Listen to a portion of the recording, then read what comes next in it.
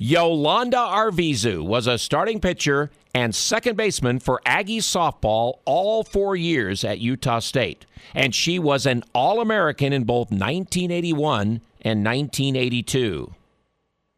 She was one of only 2 Aggie softball players to earn multiple All-American honors, and one of 9 who played for both of the Aggie national championship teams in 1980 and 1981. Well, my first sport was softball. Yes, it has been softball all along. Till my senior year, and after that, I didn't play. I played varsity tennis in high school senior year.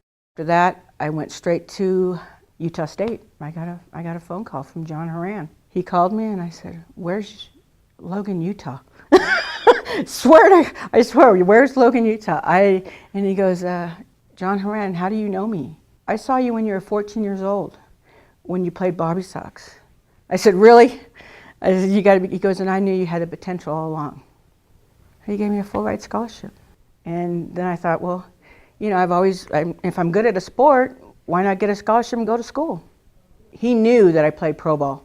He's followed me all along, which I didn't even know who he was. We played against him when I was in Bobby Sox, which is 14 years old.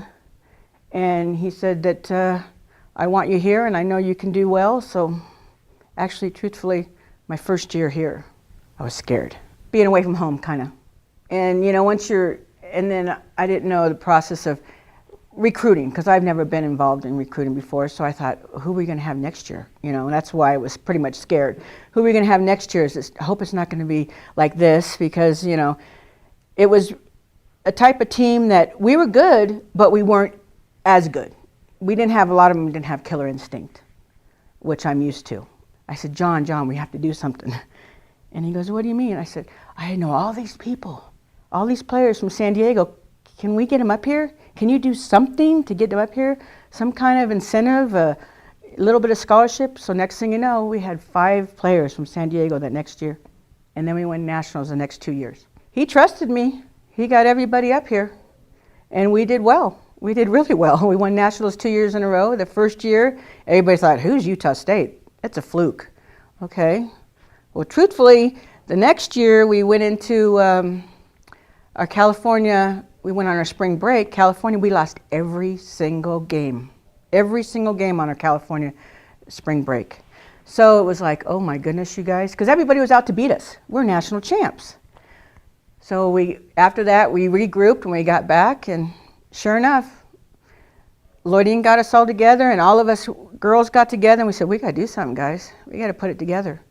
We won. We got back to nationals. Utah State isn't a fluke. We took them again. I don't know if you could say it was the coach. The coach can say certain things, but it's a team that has to click, I think.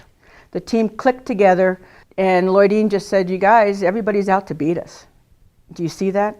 We're national champs. We have to do something to click, to make sure that this isn't a fluke. Utah State is on the map now." And we did it. I learned a lot helping players get better. I felt like if I could see someone and I could work on them and help them strive, like Kelly Smith, strive to be an All-American. 3 years, that's a pretty good thing.